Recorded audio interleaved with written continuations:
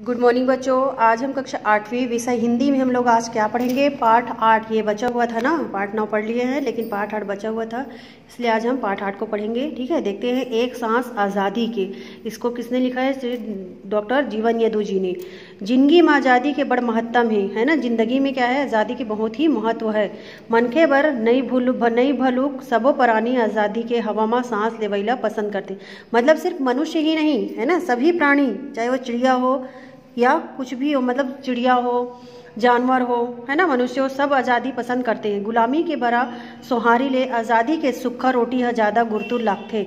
मतलब यहाँ बोल रहे हैं कि गुलामी के में रह रहे हैं, अगर हमें बरा सोहारी मतलब बरा और पूड़ी भी मिल रहा है तो आज़ादी हमको पसंद नहीं है। और आज़ादी के सूखा रोटी मतलब हम जब आज़ाद हो गए हैं तो हमको सूखा रोटी मिल रहे हैं, वो बहुत ही अच्छा लगता है। गुरतुर यानी अच्छा लगना। छत्तीसगढ़ी कविता में कवि ऐसने किस्म के भावला प्रकट करे हैं। ठीक है, देखते हैं।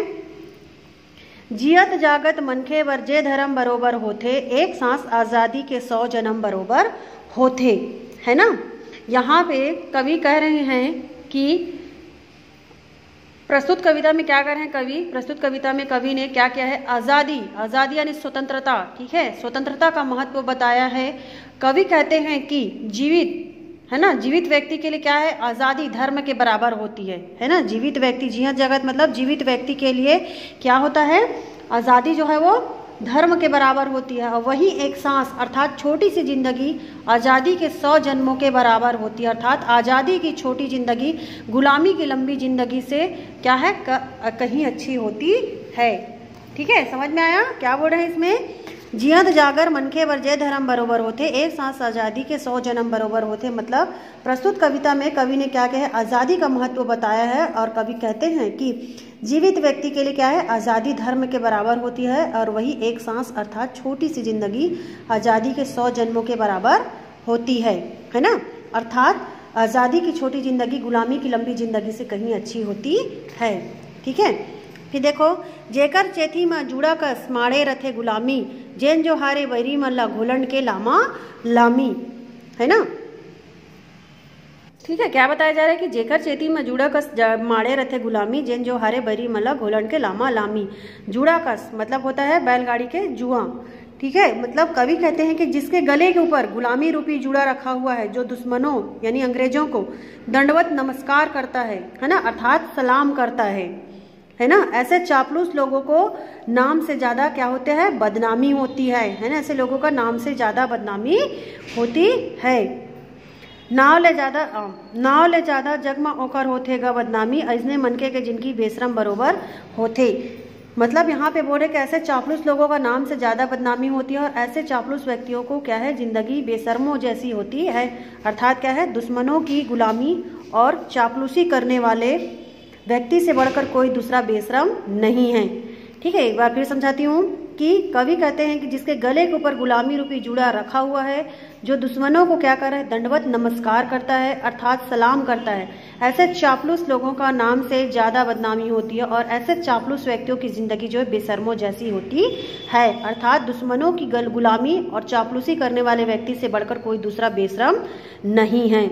ठीक है, फिर है। लहू के नदिया तौर निकलते बिरह जत के बेरा, सूरज निकलते मेट के करिया बादर वाला घेरा।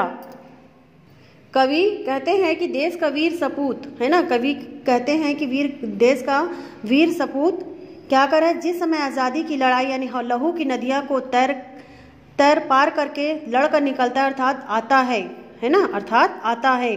सूरज निकलते मेट के करिया बादर वाला घेरा। मतलब तब स्वतंत्रता का सूरज जो है वो स्वतंत्रता का सूरज के काले बादलों को मिटाकर उदय होता है। उजियारी ले तबु उछलते अंधियारी के डेरा, सबे परानी बर आज़ादी करम बरोबर होथे।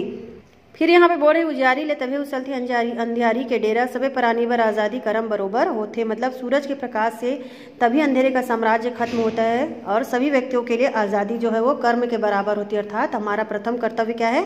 आज़ादी है। जेला नहीं है आज़ादी के को एको कनी चिन्हारी, घर के कोठा के बैला मन चरथे ओकर बारी, है ना। एको कनी का मतलब क्या होता है? तनिक भी। और चिन्हारी का मतलब होता है पहचान। है ना। मतलब यहाँ पे बोल रहे हैं कि जेलर नहीं है आज़ादी के एकों का निचिन्हारी। मतलब कवि कहते हैं कि जिस व्यक्ति को आज़ादी का ज्ञान एवं उसका महत्व नहीं मालूम है, उसके घर में दूसरे व्यक्ति का शासन चलता है ना। उसके घर में क्या है, दूसरे व्यक्ति का शासन चलता है। पर के कोठा के बहिला मन चरथे ओकर बहरी। मतलब आज़ादी की, है ना। यहाँ बताया, कवि कहते हैं कि जिस व्यक्ति को आज़ादी का ज्ञान एवं उसका महत्व नहीं मालूम, उसके घर क्या होता है, उस घर या देश में दूसरे व्यक्ति का शासन चलता है। आज़ादी के बासी आगो बिरथा सोन्हा थारी, सोन के पिंजरा माँ आज़ादी भरम बरोबर हो, है ना। आज़ादी के बासी आगो बिरथा सोन्हा, सोन्हा मतलब होता है, सोन्हा का मतलब होता है सुनहरा, ठीक है, सुनहरा।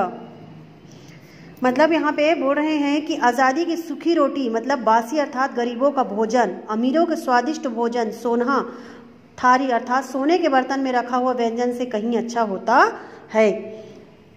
सोन के पिंजरा में आज़ादी भरम बरोबर होते। मतलब यहाँ पे बोला जा रहा है कि सोने के पिंजरे में बंद पक्षी के समान गुलाम व्यक्ति होता है। सोने के पिंजरे में बंद पक्षी को अपनी आज़ादी का भ्रम होता है, न कि वह आज़ाद होता है। माढ़े पानी हाँ नहीं गावे खलबल खलबल गाना, बिना नहर उपजाए न बांधा खेत में एको दाना। माढ़े, माढ़े का मतलब क्या होता है, रखा हुआ, ठीक है।